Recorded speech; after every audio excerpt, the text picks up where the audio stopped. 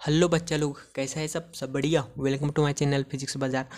तो सबसे पहले तो आप सबको नए साल की ढेर सारी शुभकामनाएं। आज से 2026 स्टार्ट हो रहा है ना।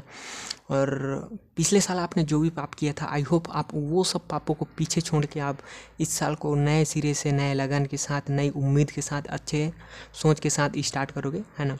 तो मेरी आपको एक बार नए साल की और ढेर सारी शुभकामनाएं, ढेर सारी बधाइयाँ। तो ठीक है, तो स्टार्ट करते हैं अपना वीडियो। ठीक है, तो लास्ट लेक्चर में यार जैसे मैंने तुमको क्या बताया था, क्वेश्चन नंबर 6 था, उसको मैंने तुमको समझाया था और उसको सॉल्व कराया था। ठीक है, तो आज उसी कड़ी में कंटिन्यू कर रहे हैं अपना 7 नंबर क्वेश्चन। ठीक है, नए लोग आए होंगे उनको मैं बता दूँ कि मैं SC वर्मा का जो वर्कड आउट एग्जाम्पल है सेकंड यूनिट का, मैं वहाँ का क्वेश्चन मेरे को अभी समझा रहा हूँ।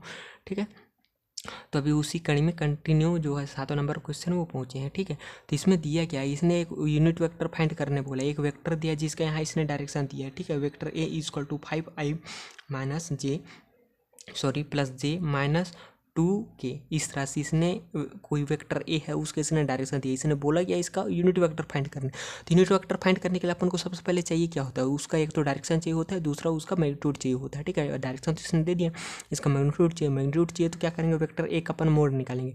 ठीक है, सोल्यूशन लिख लिए, फिर वेक्टर ए का मोड निकालिए।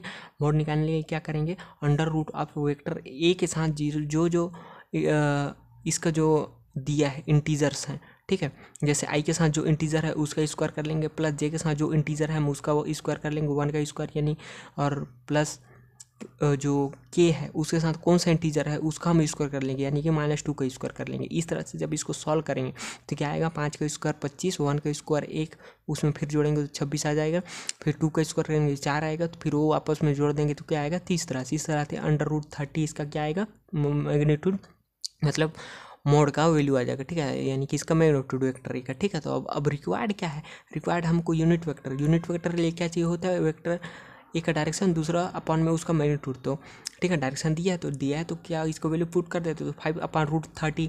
ठीक है, इंटू आई क्यों आया, क्योंकि ये इसका क्या है, यहाँ जो है डायरेक्शन है उसके हिसाब से हमने यहाँ वैल्यू पुट करना ही स्टार्ट कर दिया। ठीक है, तो पहले उसका क्या आया, उसका एक तो वेक्टर आया। ठीक है, 5/√30 इंटू वेक्टर आई प्लस 1/√30 इंटू वेक्टर जे माइनस 2/30 इंटू वेक्टर के।